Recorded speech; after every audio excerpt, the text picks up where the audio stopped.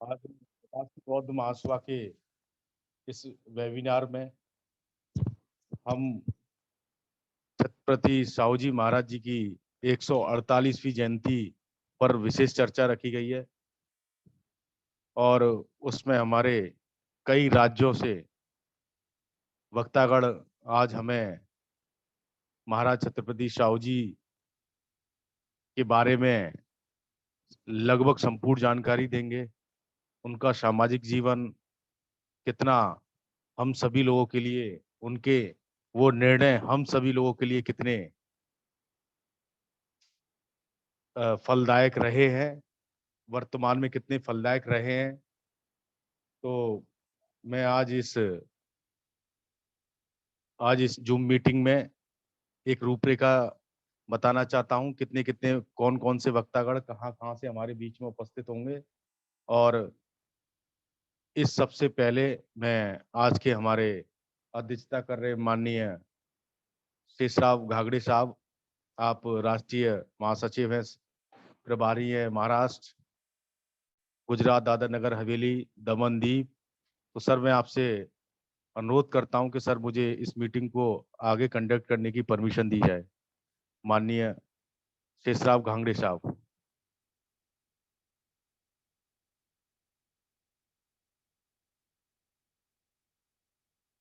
मेरी अगर आवाज सुन रहे हैं? शायद साहब अभी जुड़ नहीं पाए हैं, तो जी जी जो जी हमारे सीनियर साथी हैं वो आगे बढ़ाने की अनुमति प्रदान करें। जी जी जी राष्ट्रीय अध्यक्ष जी जुड़े हुए हैं, प्रशांत साहब, उनसे अनुमति ले लीजिए जब तक। जी जी जी। हाँ, जैसा निर्देश हुआ है हमारे हमारे राष्ट्रीय उपाध्यक्ष एम.आर. प्रशांत साहब जुड़े हुए हैं। मैं सर आपसे अनुमति चाहता हूं कि मैं इस आगे मीटिंग को कंडक्ट करूं। सर प्लीज अनुमति दें। माननीय संचालक जी और आज के वेबिनार में जुड़े सभी पार्टिसिपेंट को मेरा सप्रेम जय भीम नमो बुद्धाय। और मैं माननीय संचालक जी को इस मीटिंग को आगे बढ़ाने के लिए विधिवत रूप से प्रारंभ करने के लिए अनुमति प्रदान करता हूं। प्रारंभ करें सर। जय भीम नमो बुद्धाय। जय भीम नमो बुद्धाय सर, बहुत बहुत धन्यवाद। जैसा कि हमारे राष्ट्रीय उपाध्यक्ष साहब ने मुझे अनुमति दी है, तो सर्वप्रथम तथागत बुद्ध के चरणों में 3 बार नमन करते हुए परम पूज्य बोधिसत्व बाबा साहब संविधान निर्माता को नमन करते हुए और इस भारतवर्ष में व विश्व में जितने भी संत गुरु महापुरुष वीरांगनाएं जिन्होंने अपना सारा जीवन समाज को एकत्रित करने और स्वस्थ समाज की नींव डालने में अपना सहयोग दिया, मैं सभी को तहे दिल से नमन करता हूं। हमारे राष्ट्रीय बौद्ध महासभा के राष्ट्रीय अध्यक्ष माननीय धर्मप्रकाश भारती साहब, हमारे राष्ट्रीय कार्यकारी अध्यक्ष माननीय बादल सिंह बोस साहब, हमारे राष्ट्रीय उपाध्यक्ष माननीय एम.आर. प्रशांत साहब एवं सभी राष्ट्रीय महासचिव, सचिव और प्रदेशों के प्रभारी और छोटे बड़े स्तर के सभी पदाधिकारी, कार्यकारी के सभी सदस्य, मैं सभी को जय भीम नमो बुद्धाय कहता हूं। और जैसा हमारे आज इस मीटिंग में वक्तागण है, हमारे नागपुर से, हमारे महाराष्ट्र से हमारे माननीय शुद्धोधन वडवने जी हैं, जो कई बार हमारे साथ जुड़े हैं और हमें अपने ज्ञान से अवगत कराते हैं। और हमारे जो दूसरे वक्तागण हैं, आप राष्ट्रीय महासचिव है माननीय महेश्वर शानदा साहब, हमारे सीनियर साथी हैं। और माननीय डॉक्टर प्रिया कदम जी हैं, आप प्रिंसिपल हैं और सामाजिक कार्यकर्ता हैं। आप Buddhist international school Maharashtra Vidarbha में आप उनकी प्रिंसिपल हैं। और हमारे राष्ट्रीय कार्यकारी सदस्य हैं माननीय अशोक सोनवाजी जी,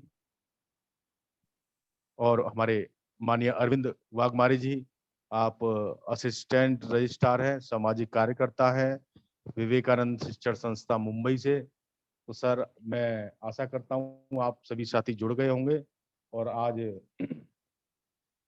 जैसा विषय है, हमारे छत्रपति साहू जी महाराज की 148वीं जयंती आज हम जूम पर मना रहे हैं, और इसके बाद कुछ साथी फिजिकली तरीके से भी मनाएंगे। छत्रपति साहू जी महाराज जो सामाजिक क्रांति के अग्रदूत रहे हैं, जिन्होंने, हम सभी जानते हैं, आरक्षण के जनक हैं और समाज के पिछड़े वर्गों के लोगों का प्रतिनिधित्व मिल सके, उन्होंने अपनी कोल्हापुर रियासत में वह सब करके दिखाया, और आगे हमारे और महापुरुषों ने उनके कदम पर आगे चलते हुए हमें सामाजिक, आर्थिक, राजनीतिक न्याय दिलाया। तो मैं आज के वेबिनार में सबसे पहले वक्ता के रूप में माननीय अरविंद वाघमारे जी को आमंत्रित करता हूं, वो आए और अपनी बात रखें। उसके बाद में हमारे माननीय अशोक सोनवाजी जी तैयार रहेंगे। तो मैं माननीय अशोक अरविंद वाघमारे जी, आपको सर इनवाइट करता हूं, आप आएं और आज के विषय पर हमें प्रबोधन करें। और सर समय का ध्यान रखें। माननीय अरविंद वाघमारे जी, अगर मेरी आवाज सुन रहे हैं।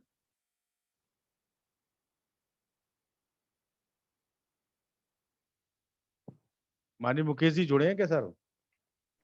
सब नाम उनका शो नहीं हो रहा है, यदि जुड़े हैं तो माइक अनम्यूट कर सकते हैं। माननीय अरविंद वाघमारे साहब, मैं आपसे रिक्वेस्ट करता हूं, आप आएं, और अगर आप अपना माइक अनम्यूट नहीं कर पा रहे हैं, हमें एसएमएस कर दें। अगर किसी और हैंडसेट से जुड़े हों,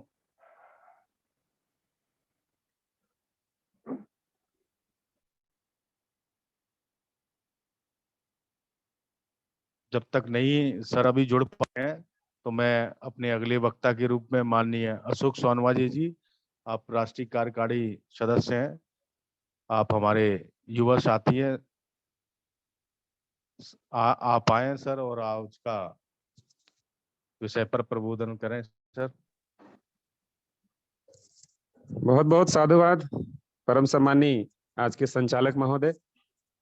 मेरी आवाज आ रही है? जी जी सर, कंटिन्यू। चलिए, सबसे पहले मैं महाकारुणिक तथागत बुद्ध को नमन करते हुए इस बहुजन समाज में जन्मे सभी संतों, गुरुओं, महापुरुषों को नमन करते हुए आरबीएम अर्थात राष्ट्रीय बौद्ध महासभा के संस्थापक अध्यक्ष माननीय धर्म प्रकाश भारती साहब, हमारे आरबीएम के कार्यवाहक अध्यक्ष माननीय बादल सिंह बौद्ध साहब, और हमारे गुरु राष्ट्रीय बौद्ध महासभा के आचार्य और धम्म की विशेषता से परिपूर्ण हमें शिक्षित करने वाले परम सम्मानीय हमारे राष्ट्रीय आचार्य किशोर बौद्ध साहब, और आज के हमारे प्रमुख कार्यक्रम की अध्यक्षता कर रहे परम आदरणीय माननीय शेषराव धावड़े साहब, और समस्त वक्तागण जिनका नाम हमारे संचालक महोदय ने ले चुका है, और पूरे राष्ट्रीय बौद्ध महासभा के सभी देश भर से जुड़े हुए, विभिन्न प्रदेशों से जुड़े हुए, और सभी सीमांत देश के कोने कोने से जुड़े हुए राष्ट्रीय बौद्ध महासभा के सभी जागरूक जिम्मेदार साथियों को मेरा मैत्रीपूर्ण जय भीम, नमो बुद्धाय। चलिए, बहुत बहुत साधुवाद। वैसे मेरा जब भी रहा है एक छोटा सा अनुभव कि संचालन के तौर पर मैं आप लोगों के बीच में आता रहा हूं, लेकिन आज राष्ट्रीय बौद्ध महासभा ने मुझे अवसर प्रदान किया है कि मैं भी छत्रपति साहू कुर्मी महाराज के जीवन संघर्षों पर, उनके किए गए कार्यों पर, उनके द्वारा स्थापित आदर्शों पर भी मैं अपनी कुछ बातें रखूं। तो इसके लिए पुनः मैं इस राष्ट्रीय बौद्ध महासभा का बहुत बहुत आभार व्यक्त करता हूं। और आइए, मेरे पास, चलिए, समय जैसा कि आज हमारे पास है, तो प्रथम कड़ी में हमारे जिस साथी का नाम आया था, शायद किसी कारण से नहीं अभी आ पाए हैं, तो मेरी बात समझिए आज के वक्तव्य में पहली कड़ी है। तो कुछ चीज़ें मैंने कलेक्शन करके रखी है, उसको मैं हूबहू आप लोगों को बताना चाहूँगा साथियों। जैसा कि हम छत्रपति साहू जी महाराज को आरक्षण के जनक के नाम से जानते हैं, और आरक्षण के जनक के नाम से जैसे ही जानते हैं तो बाबा साहब अम्बेडकर ने ऐसे छत्रपति साहू जी महाराज के द्वारा किए गए कार्यों को जब उन्हें भारतीय संविधान लिखने का मौका मिला, तो उन्होंने सीधे-सीधे इसी कॉन्सेप्ट को लेकर के, इसी अवधारणा को लेकर के उन्होंने भारतीय संविधान में व्यवस्था किया। तो ऐसे छत्रपति साहू जी महाराज के 148वीं जयंती की सभी आरबीएम के जुड़े हुए साथियों को मैं सभी को बहुत सारा बधाई ज्ञापित करता हूँ कि आज हम 148 साल बाद भी छत्रपति साहू महाराज के किए हुए कार्यों को, उनके द्वारा स्थापित आदर्शों को हम लोग आज स्मरण कर रहे हैं। और न कि सिर्फ स्मरण करना आज का विषय, बल्कि ऐसे हमें तमाम जो सैकड़ों की संख्या में जो हमारे संत गुरु महापुरुष हैं, उनके द्वारा जो किए गए कार्य हैं, उनको न सिर्फ वक्तव्य के माध्यम से हमें लोगों के बीच में रखना है, बल्कि उसे अपने जीवन, अपने परिवार, अपने समाज और पूरे देश स्तर पर ऐसे आदर्श, जिन्हें मैं बार-बार कह रहा हूँ आदर्श हैं वे हमारे, और उनके द्वारा किए गए जो कार्य हैं, स्थापित जो आदर्श हैं, उसे जन-जन तक इस मूल निवासी भारतीय समाज को बताने की ज़रूरत है कि छत्रपति साहू जी महाराज ऐसे समतावादी समाज के रूप में वो देखना चाहते थे। जैसा कि जब उनका जन्म होता है तो उनके जन्म से संबंधित आप सभी को कि आज के ही तारीख में 1874 को उनका जन्म होता है, और एक आज का जो हमारा संवैधानिक नाम है जिसे हम ओबीसी कहते हैं, अदर बैकवर्ड क्लास, और उस समय की उनकी जो शूद्र वर्ण के अंतर्गत आते थे जो समाज, उनमें उनका कुलीन परिवार में उनका जन्म हुआ था, जो कि बहुत ही कहना चाहिए उस समय जो सामाजिक व्यवस्था थी, उसके आधार पे जो देश की जो वर्ण व्यवस्था थी, उसमें उनका जन्म होता है। और तब जन्म होने के बाद आप सभी को मालूम है कि मार्च सन 1891 में ही उनका जो विवाह है, लक्ष्मीबाई साहू जी के साथ उनका विवाह संपन्न होता है। और ये देखा गया है कि उनका जो जीवन संघर्ष है कि 1894 से लेकर के 1922 तक का उनका जो है संघर्ष रहा है। इनके जीवन संघर्षों को जानने से पहले आप सभी को मालूम होगा कि इसकी जो इनका जो जन्म है, उस समय हमारे शिक्षा के ज्योत महात्मा ज्योतिबा राव फुले और माता सावित्रीबाई फुले के समय ही इनका जन्म हो चुका था। और महात्मा ज्योतिबा राव फुले, जो कि आप जानते हैं, है ना, 1848 से ही उन्होंने निःशुल्क और अनिवार्य शिक्षा की व्यवस्था कर दी थी स्कूल खोल करके।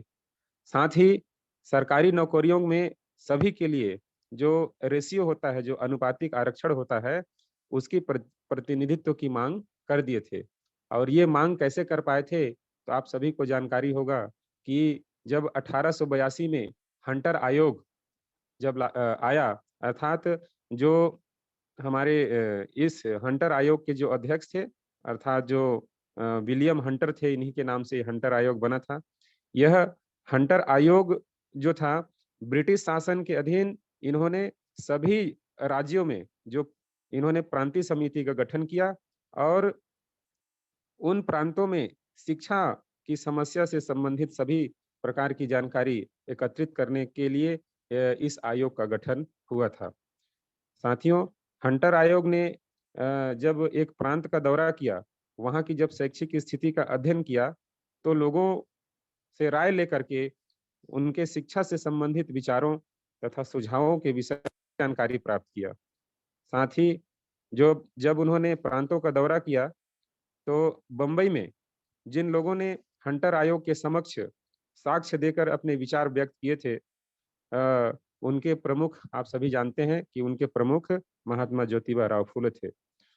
इन्होंने न केवल साक्ष्य दिया, बल्कि आयोग को ज्ञापन भी दिया, और ज्ञापन में उन्होंने शिक्षा के क्षेत्र में जब तक अंग्रेज सरकार की यह नीति रही थी कि समाज के कुछ ऊपरी तबके के लोगों को ही शिक्षित किया जाए, तो तब जब शिक्षित हो जाएंगे तो अपने निचले स्तर के लोगों को शिक्षा देंगे।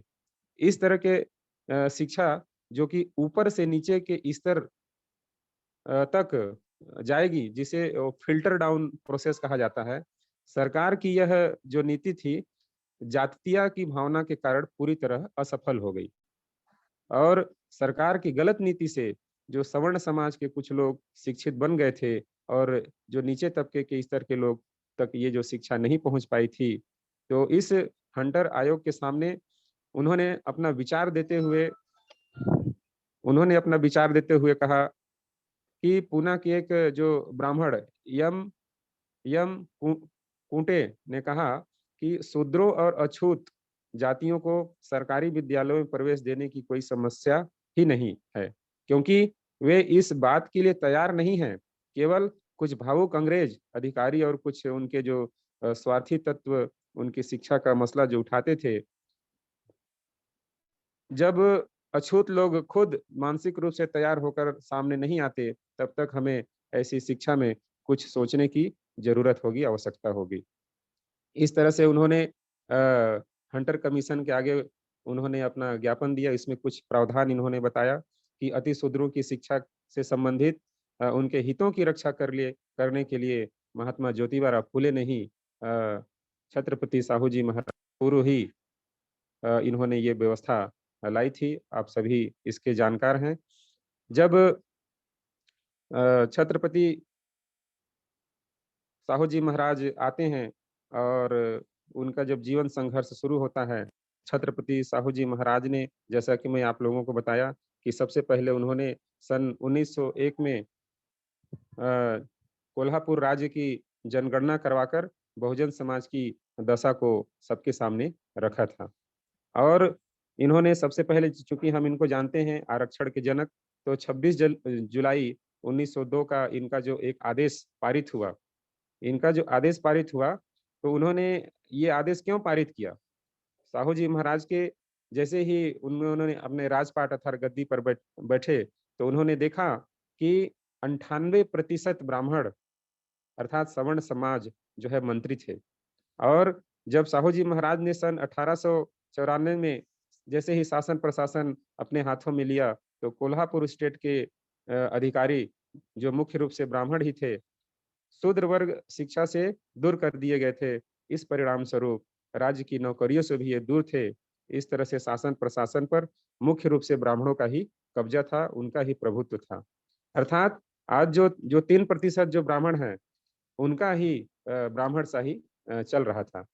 तो इस तरह से छत्रपति साहू जी महाराज ने देखा कि ब्राह्मणों का जो समाज व्यवस्था में जो सर्वोच्च स्थान है, इसलिए वे शासन प्रशासन व राजनीति में भी उनका एकाधिकार जो है बना हुआ है।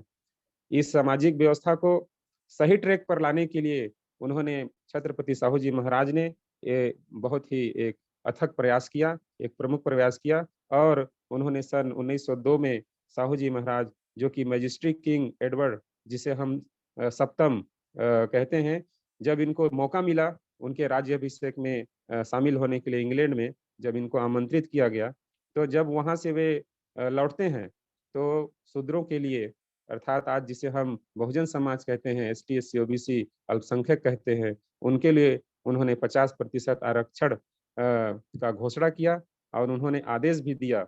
और वो आदेश चूंकि मेरे पास है, वक्त ज्यादा लग जाएगा, उसको अंग्रेजी में है, उसको मैं पढ़ना नहीं चाहूंगा। उस अर्थात उन्होंने जो लागू किया, जो आदेश किया, उसी दिन से जो 26 जुलाई 1902 के आदेश के आधार पर ही अपने पूरे प्रशासन में अपने उन्होंने आरक्षण का जो है 50% पालन करवाने के लिए आदेश दिया।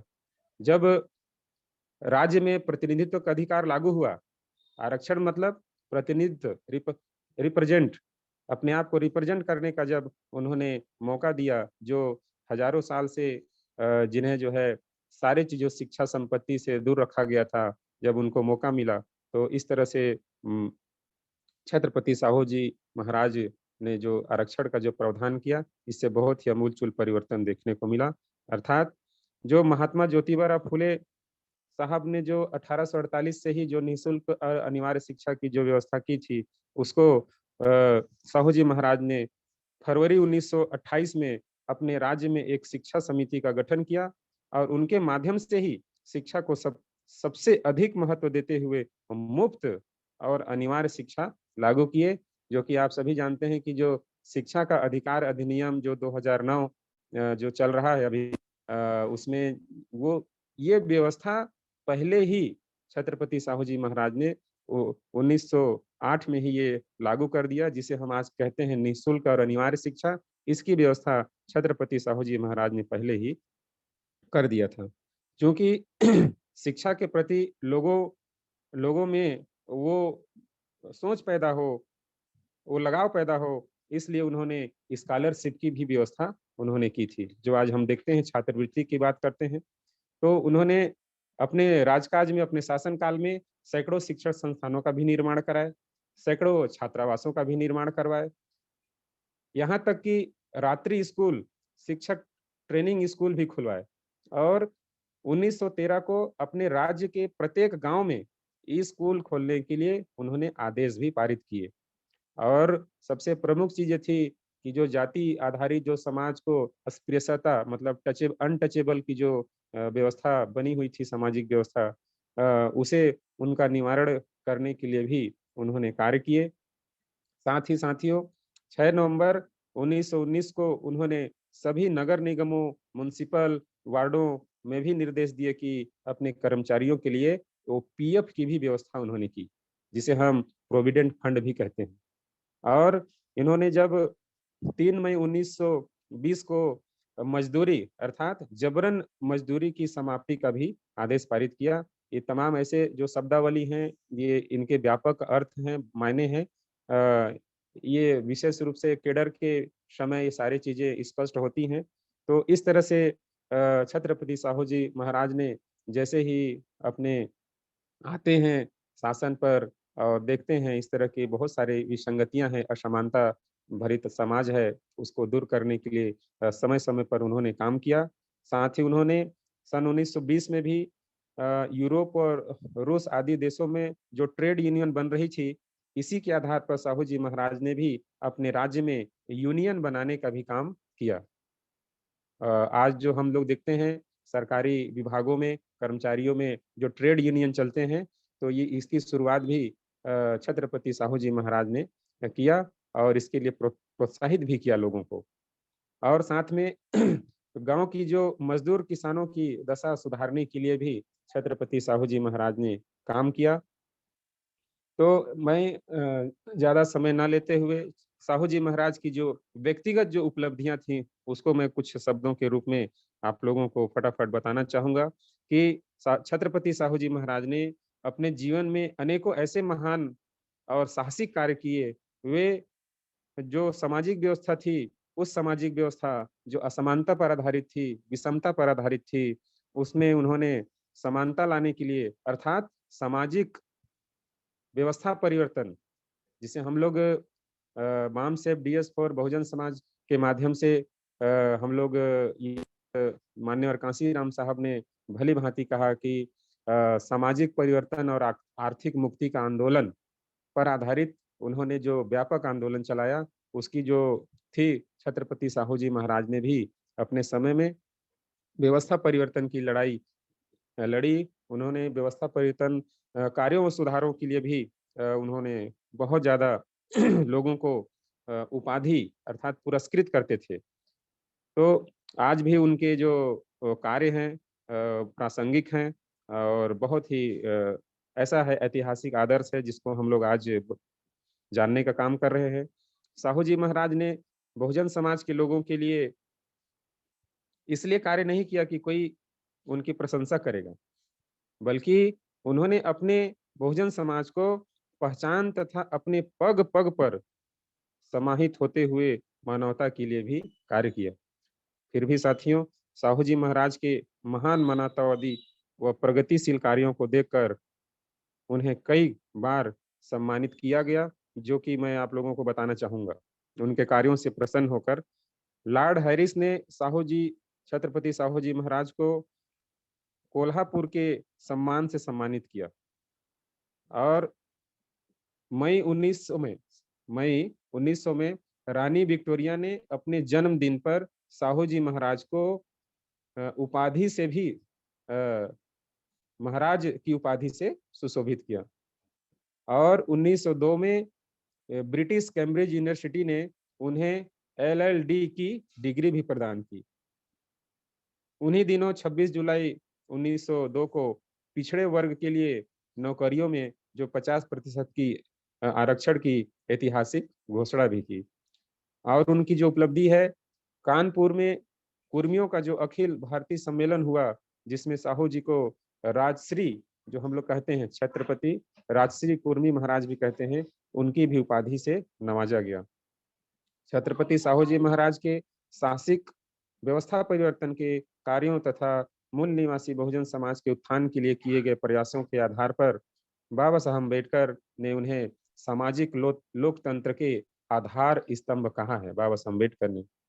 तो इस तरह से साथियों, छत्रपति साहू जी महाराज का जो संघर्ष है, जो उनका जो किया गया समाज के लिए, बहुजन समाज के लिए जो योगदान है, इस तरह से अनेकों भरी हुई हैं। बहुत सारी चीजें हैं जो मैं कम समय है तो उसे ज़्यादा व्यक्त नहीं कर पाऊंगा। आज मुझे RBM के माध्यम से कुछ जो छत्रपति साहू जी महाराज के जीवन संघर्षों पर मुझे भी यह वक्तव्य दिया गया, अवसर दिया गया। इस अवसर के लिए मैं पुनः बहुत बहुत आभार व्यक्त करता हूं और अपने छत्रपति साहू जी महाराज के इन संघर्षों को यहीं पर बताते हुए विराम देता हूं। सभी को पुनः मैत्रीपूर्ण नमो बुद्धाय, जय भीम। बहुत बहुत धन्यवाद माननीय अशोक सोनवाजी जी। अभी हमने आपके वक्तव्य, हम सभी ने आपके वक्तव्य सुने। आपने महाराज साहू जी महाराज के जीवन पर कम समय में अधिक प्रकाश डालने का काम किया है। आप इसके बहुत बहुत साधु पात्र हैं। मैं आपको बहुत बहुत साधुवाद देता हूं। और हमारे अगले वक्ता के रूप में माननीय डॉक्टर प्रिया कदम जी, आप प्रिंसिपल हैं प्लस सामाजिक कार्यकर्ता हैं। आप महाराष्ट्र से हमारे साथ जुड़ी हुई हैं। मैं आपको इनवाइट करता हूं मैम, आप आएं और आज सब्जेक्ट पर अपनी बात रखें। माननीय प्रिया कदम जी।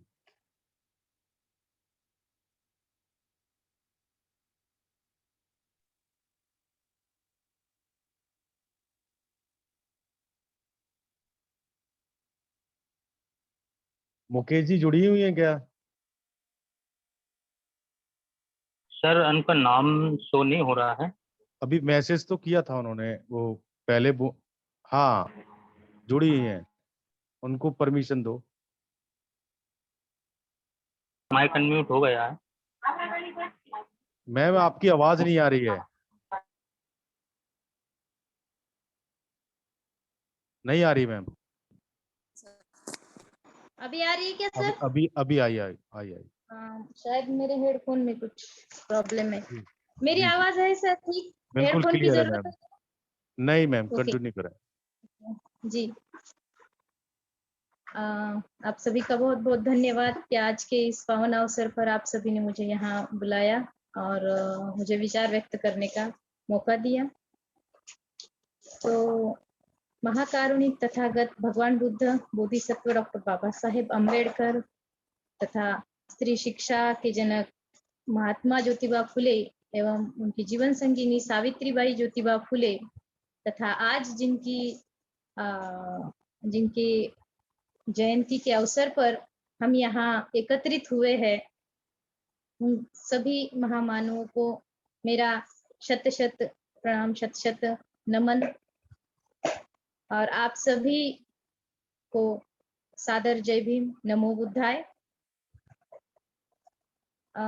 मेरी मातृभाषा मराठी होने के कारण अगर मेरे कुछ शब्द मराठी के आते हैं तो वो थोड़ा सा, क्योंकि ये जो पूरा महाराज राजश्री शाहू महाराज के जो का सारा जो ये है इनकी जो कारकिर्द है या इनका जो राजकारभार था ये मराठी क्षेत्र में था, और उससे रिलेटेड कुछ शब्द है या जो कुछ है तो थोड़ा सा उसका प्रभाव आपको होगा। तो इसलिए अभी सोनूवाणी सर ने बहुत अच्छे तरीके से अपने विचार रखे, तो उसी के चलते आगे मैं अपने मतलब हम राजश्री शाहू महाराज के बारे में जो इतिहास पढ़ते हैं, जो पढ़ते आए हैं, तो उसमें हम देखते हैं कि कई बार वही चीजें हम लोग दोहराते हैं, लेकिन वो प्रासंगिक है। कितने भी साल बीत जाए, आज हम देखते हैं कि आज भी उनके जो विचार है, आज उन्होंने जो किया हुआ कार्य है, कहीं न कहीं उसे दोहराने की जरूरत आज भी है। तो पूरा शुरू से हम थोड़ा सा इतिहास देखते हुए आज की इस बात को रखते हैं। तो राजश्री शाहू महाराज, इनका जो जन्म है कोल्हापुर के बावड़ा गांव में लक्ष्मी विलास पैलेस में हुआ था। 26 जून 1874 के घाटगे 1874 को कागल के घाटगे घराने में या घाटगे परिवार में इनका जन्म हुआ। उनके पिताजी का नाम जयसिंहराव घाटगे तथा उनकी माताजी का नाम राधा रानी घाटगे था। राजश्री शाहू महाराज का जो जन्म नाम था वो यशवंतराव घाटगे था। यशवंतराव घाटगे जी, इनकी जो माताजी थी राजश्री शाहू महाराज की, उनका राजश्री शाहू महाराज जब केवल 1.5 साल के थे तभी उनकी माताजी का निधन हो गया। अब राजश्री शाहू महाराज का जन्म जब हुआ तब उस वक्त ये जो करवीर संस्थान था उसमें शिवाजी चौथे इनका कारोबार चलता था, इनके हाथ में तब सत्ता थी।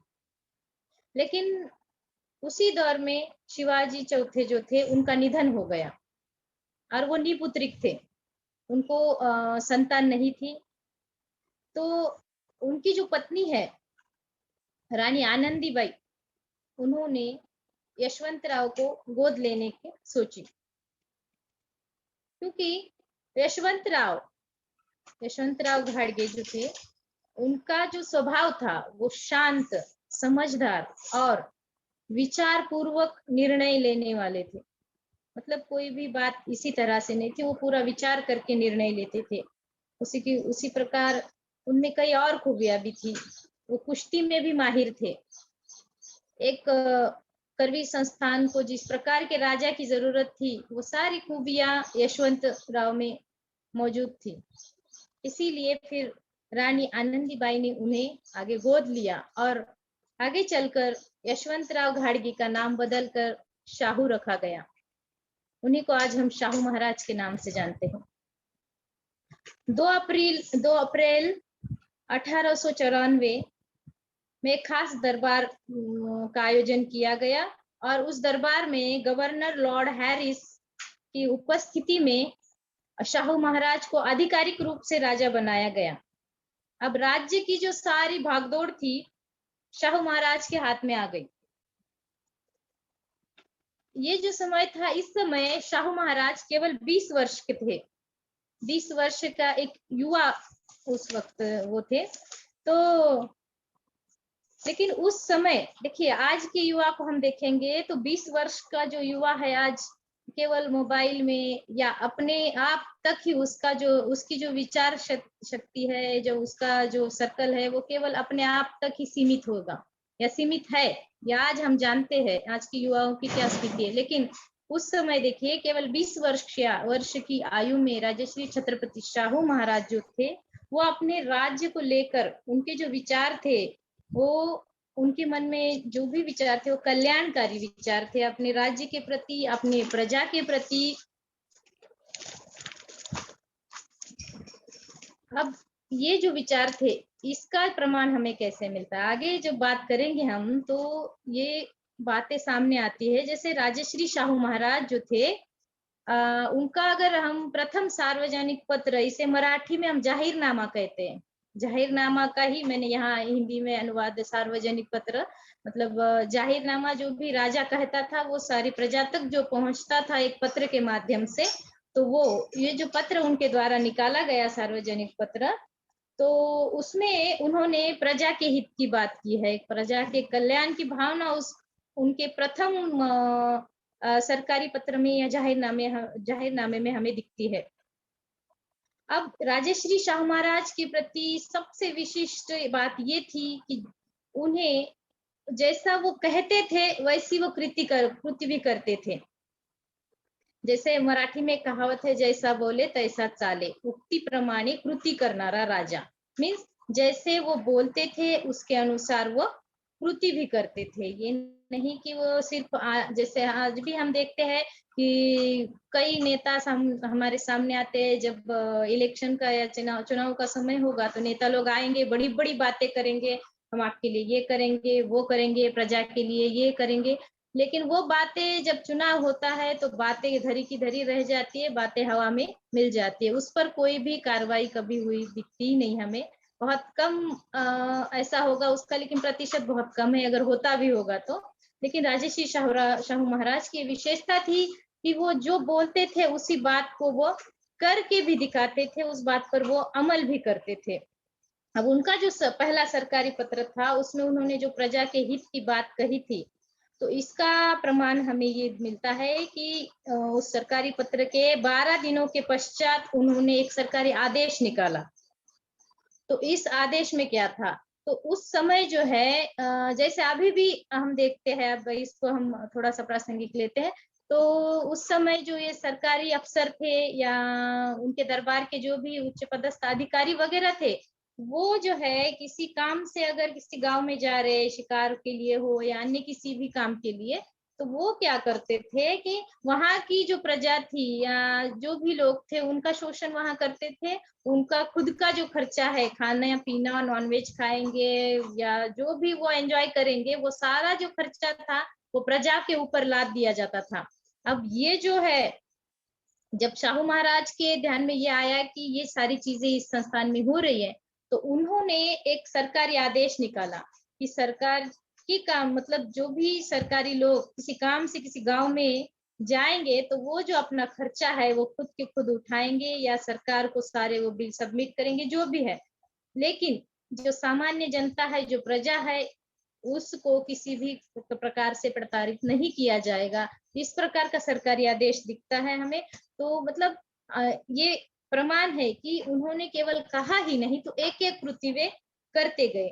इसी प्रकार अब प्रजा, अब इतना बड़ा राजा है, फिर भी देखिए कहाँ तक इनका ध्यान है, पूरे किसानों तक भी, खेत में किसानी करने, मजदूरी करने वाले किसानों तक भी राजा का ध्यान था। अब हम सभी जानते हैं कि कोल्हापुर, सातारा, सांगली, ये जो सारे ये है सिटी है, ये जो सारी शहर है, तो ये इन्हीं जगहों पर जहाँ पे भी राजश्री शाहू महाराज जी की सत्ता थी या उनका जो कारोबार चलता था, वहाँ गन्ने की खेती बहुत होती है। तो और गन्ने से गुड़ बनाया जाता है।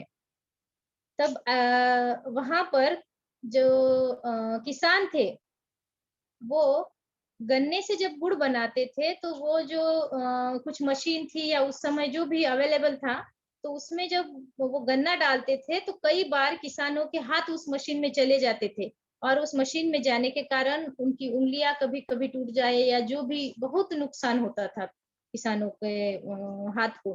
तो तब ये बात जब महाराज के ध्यान में आई, तब उन्होंने अपने राज्य में एक फरमान निकाला कि किसानों के हाथ को नुकसान ना हो, इस प्रकार का यंत्र या इस प्रकार की यांत्रिक सुविधा अगर कोई पेश करता है या कोई बनाता है तो उसे एक विशिष्ट प्रकार का बख्शिश दिया जाएगा।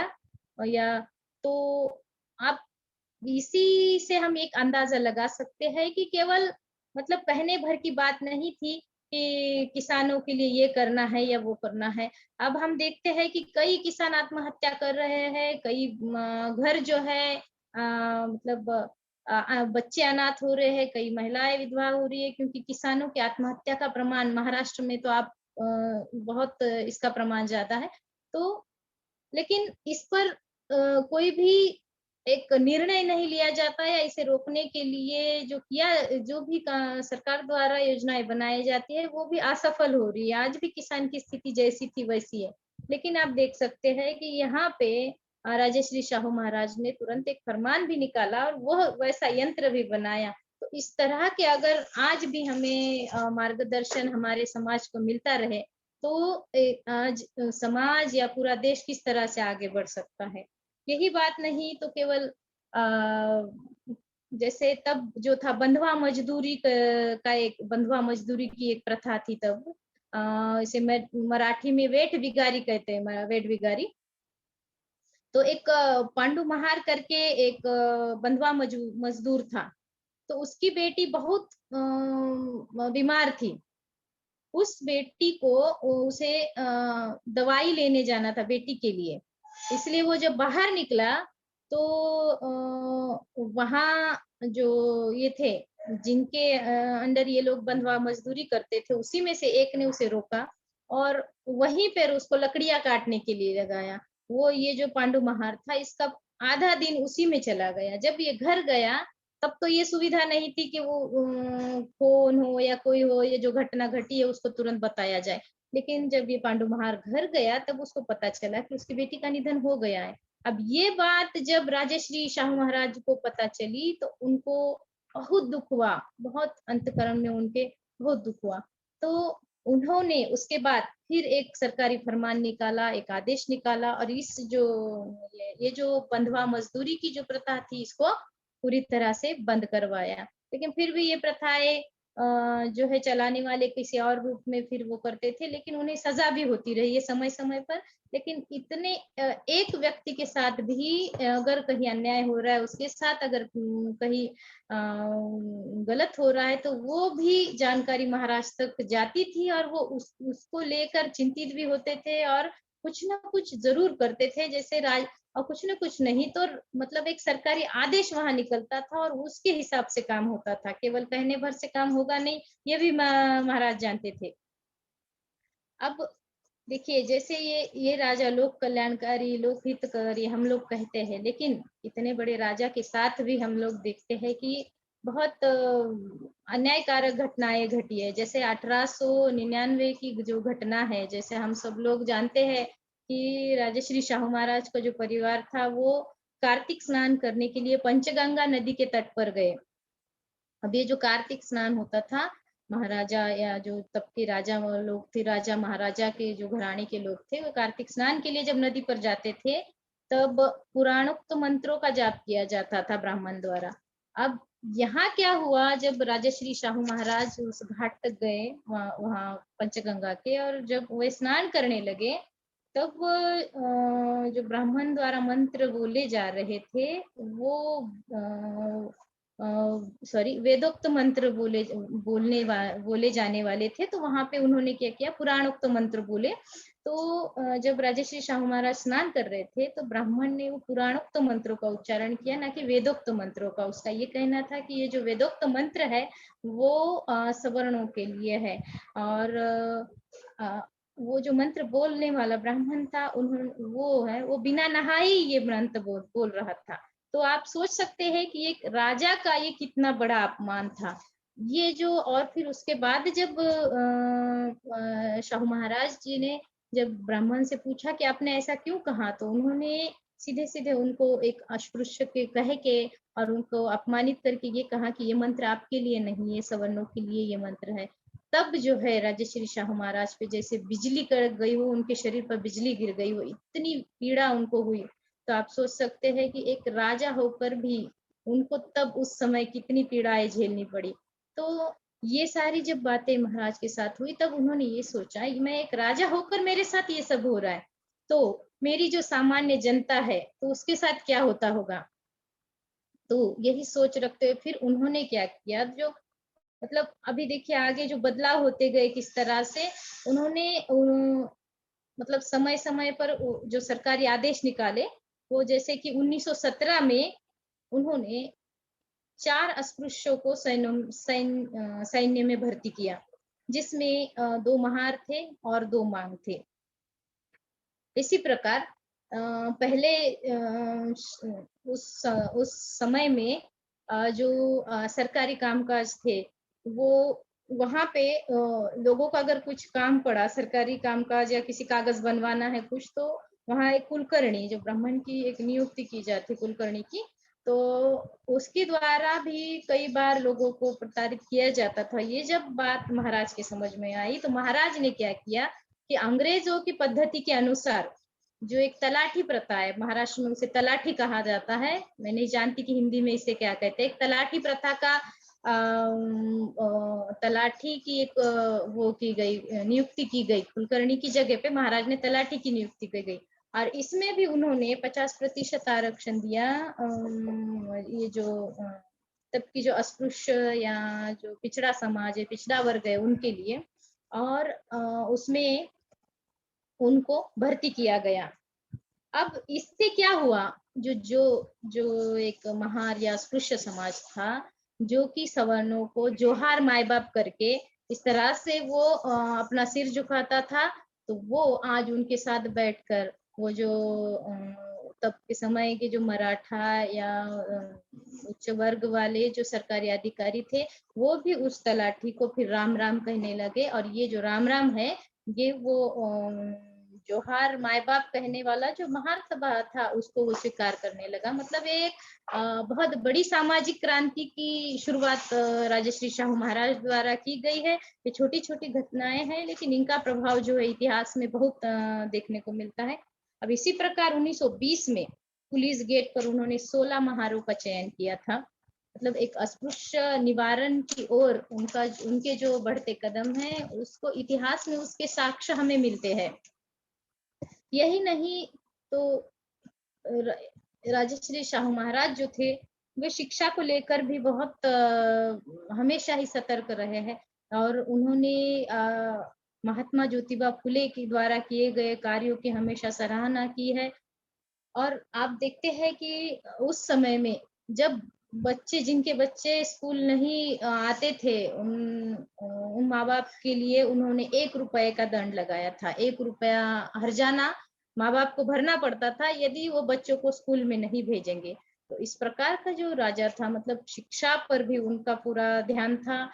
वो कहाँ पर अपनी जनता पे कहाँ अन्याय हो रहा है, कहाँ मतलब एक जो ये कह सकते हैं कि मनुष्य में जो क्षमता है, उस क्षमता पर विश्वास रखने वाले राजश्री शाहू महाराज थे।